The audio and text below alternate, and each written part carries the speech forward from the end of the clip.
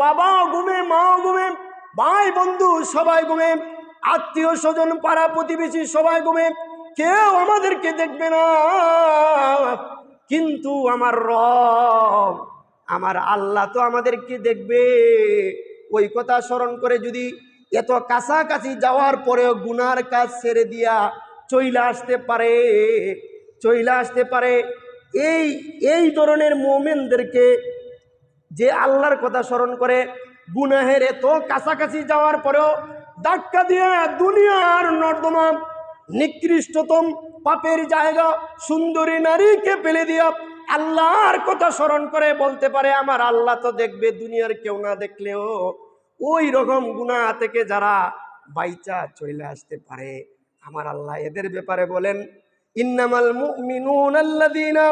ইযা যুকিরাল্লাহু ওয়াজিলাত কুলুবুহুম